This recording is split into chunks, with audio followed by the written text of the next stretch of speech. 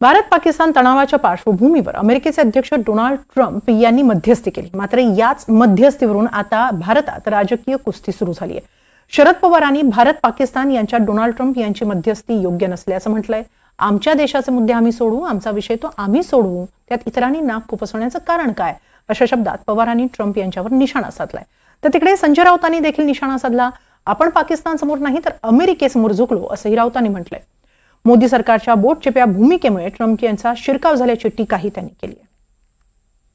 की दोन देशांचे मध्ये युद्धजन्य परिस्थिती असताना तिसऱ्याच राष्ट्राचा प्रमुख ट्विटरच्या माध्यमातून जाहीर करतो, त्याच्यावरती टीका होते आपल्या भारताकडून किंवा पाकिस्तानकडनं अशा पद्धतीने जाहीर होणं आधी गरजेचं होतं का? नक्की प्रक्रिया काय झाली? उदाहरण जे सांगितलं ते काय सांगतं, आमचा विषय आम्ही बसत होतो, त्याच्यात भाग घालायचं कारण नाही, पण आम्ही स्पेस दिली तर ते का सोडलं?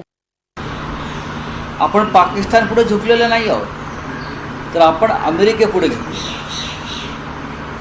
रोज ट्रम्प भारत, काश्मीर आणि पाकिस्तानविषयी आम्हाला सूचना करतात। प्रेसिडेंट ट्रम्पने आधी युद्ध थांबवलं, आम्ही त्यांचं ऐकलं। प्रेसिडेंट ट्रम्प आता म्हणतो मी काश्मीरमध्ये मध्यस्थी करेन।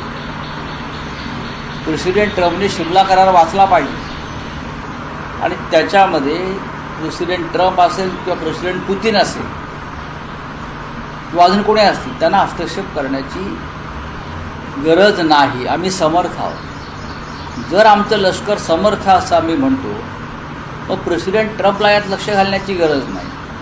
यांच्या सरकारनं जी बोटचेपी भूमिका घेतलेली आहे त्याच्यामुळे प्रेसिडेंट ट्रम्प भारतामध्ये घुसलेला आहे। हे अत्यंत देशाच्या सार्वभौमतेचं दुर्दैव आहे। तुम्ही म्हणताय काहीतरी सौदा झाला आहे आणि त्याच्यामुळे अशी भूमिका घ्यावी लागली। आता हा सौदा काय झालाय भविष्यात कळेल। कोणावरचे खटले काढून घेतले जात आहेत अमेरिकेत असलेले,